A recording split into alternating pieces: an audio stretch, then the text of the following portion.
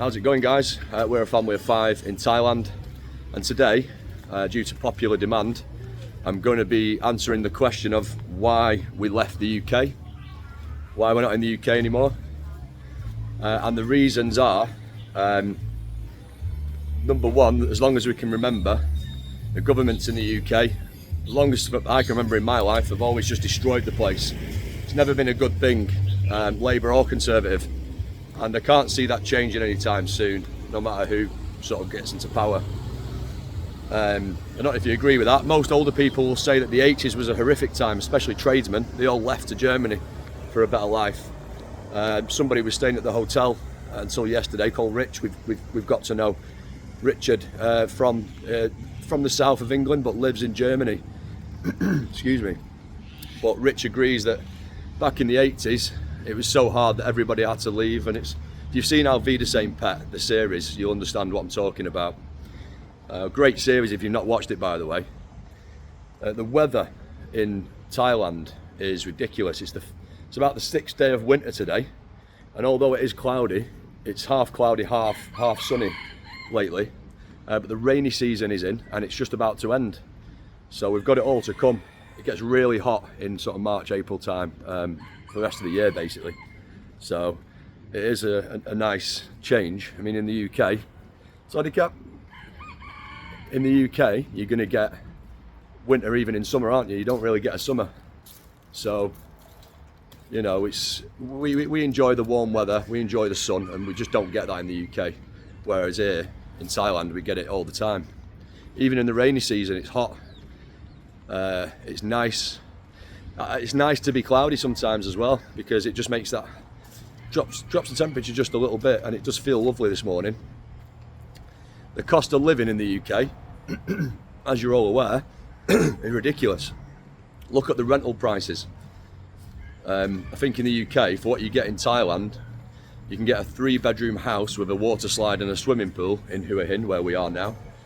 You can get that for between $460 and $570 a month. And the 10 a penny. It's not difficult to find. It's really easy to find a decent house for a decent price. In the UK, what are you going to get for that? A bed sit with a shared bathroom with some unsavoury characters? Not for me. So as long as you can find a way to work out here, whether that be a remote job, I'm going to go back that way just because of the traffic, whether that be a remote job, social media, or passive income, or retirement, they're your options really. You don't really want to come over here to work because the options are very limited, because the jobs are reserved for Thai people, which is fair enough, and that's how it should be.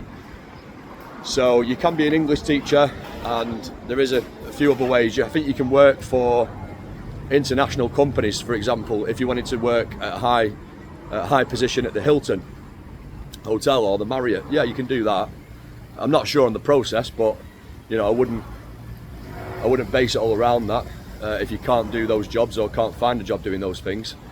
But you know, you can do it. But yeah, the cost of living is ridiculous. Not just the rent. The food is beautiful.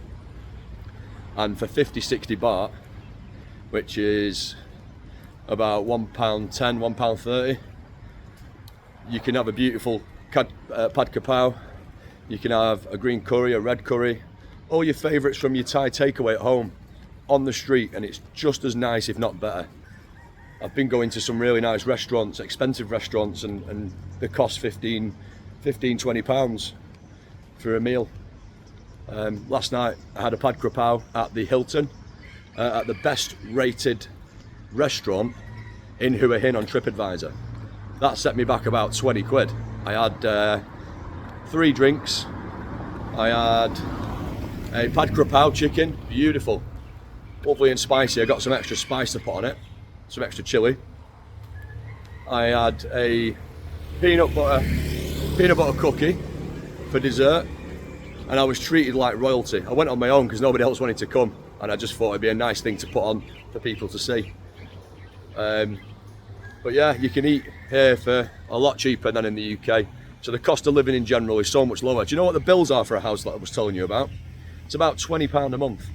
Your water's about 770 baht. Sorry, your electric's about 770 baht, which is about 16, 17 pounds. And then your water is about 150 baht. So 150 baht's like £3. The electric's about 16, 17. So you're literally paying £20 a month. You don't pay gas bills here because we don't need heating. It's hot enough, as you can probably tell. Absolutely sweltering today. And what was I going to say? Yeah, so that's your bills. There's no council tax. I don't think they have inheritance tax, correct me if I'm wrong, but it's much, much cheaper to live, and the taxes are much more reasonable. The people here live a much more modest life.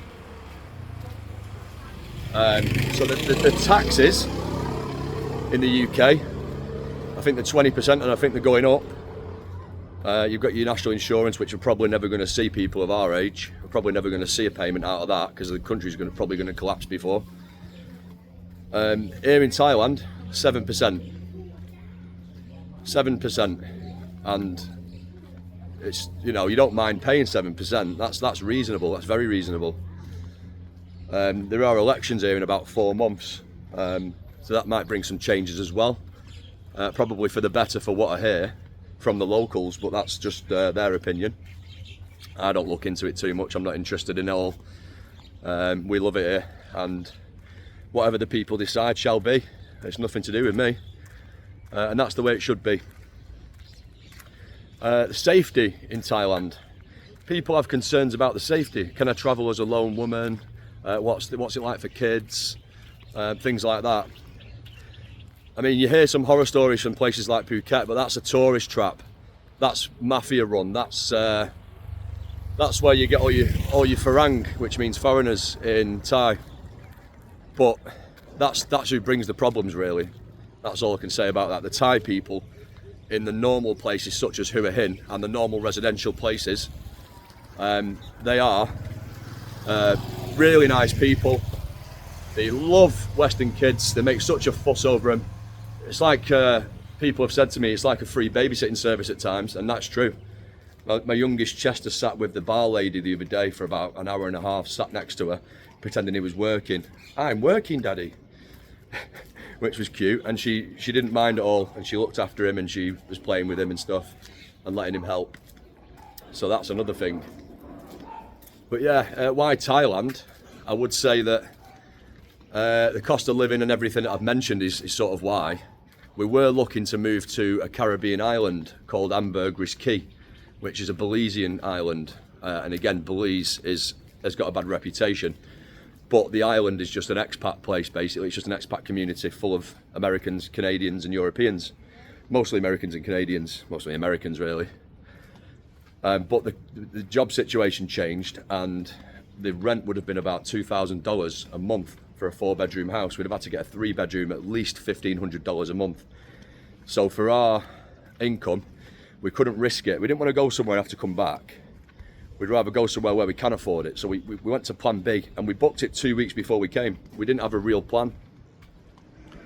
And it's all working out nicely. I mean, it's worked out better than expected. It's easier than expected. And we prefer it much more than the UK. Again, more than we expected. It really is an amazing place. And the people make it so much better as well. But yeah, it's so safe in Thailand. You can come here as a lone traveller, as a woman. Again, if you stay out of Phuket, Bangkok, places like that, it's great. But you're going to get that anywhere. You're going to get that in any major city. You're going to get that in any tourist trap. You're going to get the bad characters, and it comes part and parcel. But my advice would be to just stay away from it. Hua Hin is more local. While there is loads of expats, loads of expat groups, you can go and meet up and do stuff. If you're homeschooling, they meet 2 or 3 times a week, and they go out and do activities, have fun, make friends with other kids. Your kids can make friends with other kids, other expat kids, something in common.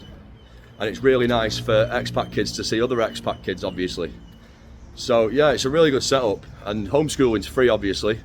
There's international schools, very expensive here in Thailand. It's more for the elite, trying to westernise their kids before they send them off to Europe or America. So there is bilingual schools which are much cheaper. We found one for about £3,000 a year per child. Still quite expensive, don't get me wrong, but it's achievable for us, just about, probably. But we are going to homeschool for about 6 months. We're going to travel the country, we're going to travel Southeast Asia. We're going to get a house as a base. I'm going to go on a viewing today, so stay tuned for that. And yeah, it's I can only give it praise, Thailand. I can only praise the country. I can only praise Hua Hin. And I can also only praise My Way Hotel. It's a music themed hotel. If you come into Hua Hin, give them a call, it's cheaper and it's very reasonable rates. They really looked after us, and I'm sure they'll really look after you as well. Listen, if you're not following already, give us a subscribe, give us a like, comment what you think below. Would you like to leave the UK? If not, why not? If you would, why? What's sort of pushing you? But thanks for watching, guys. Leave a comment, give a like and subscribe. Cheers, guys. See you in the next one. Cheers.